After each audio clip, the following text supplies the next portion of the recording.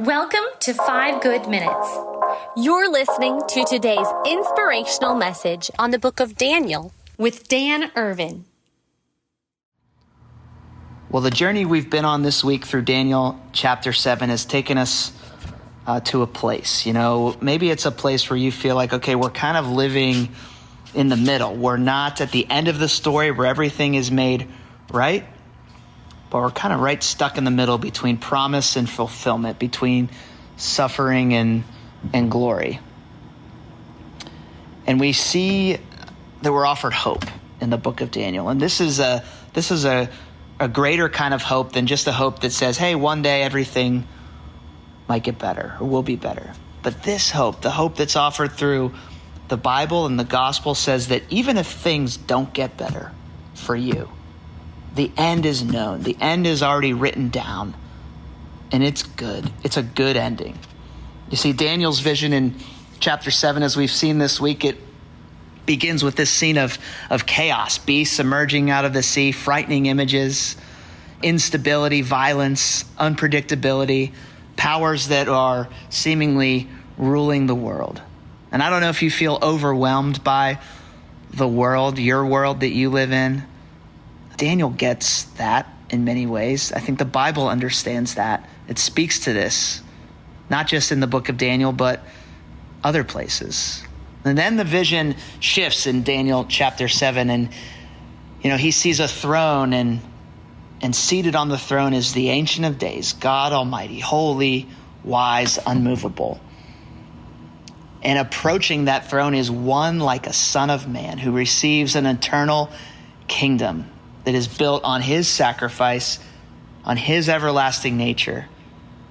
And this Son of Man is given glory and dominion, and that all peoples of all nations and languages will serve him. And this is where we see the shift, is that Jesus' kingdom is a throne that is never shaken. In the middle of a world that is full of terrifying images and things going on outside of our control, there is a king who will reign forever, King Jesus. And he is the center of the story. And we look at the book of Revelations, we've seen the tie between Revelation and the book of Daniel. There's beasts in there too, there's chaos. But at the center of the throne, John sees not another beast, but he sees a lamb. Jesus, crucified, risen, reigning.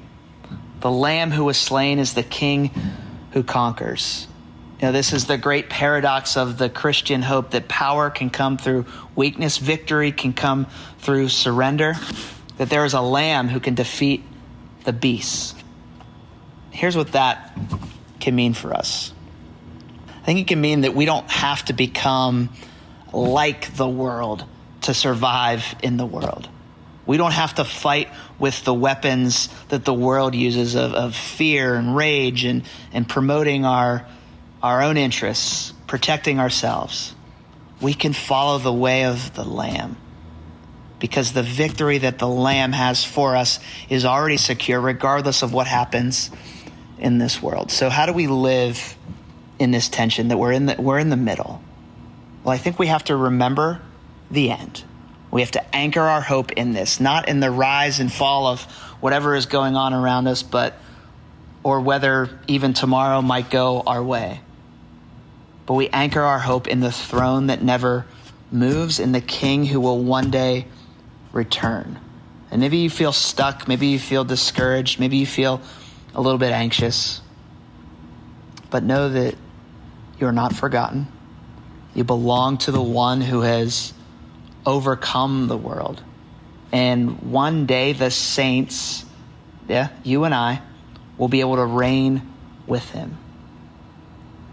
We can take heart, because the beasts of this world do not have the final word. Jesus, the Lamb, is on the throne, and his kingdom is coming. We can have hope, even in this middle place that we live today. Thanks for joining us here today. There's a lot of great content to explore on Orchard Hill Plus and on the Orchard Hill main feed from the weekend. Have a great day.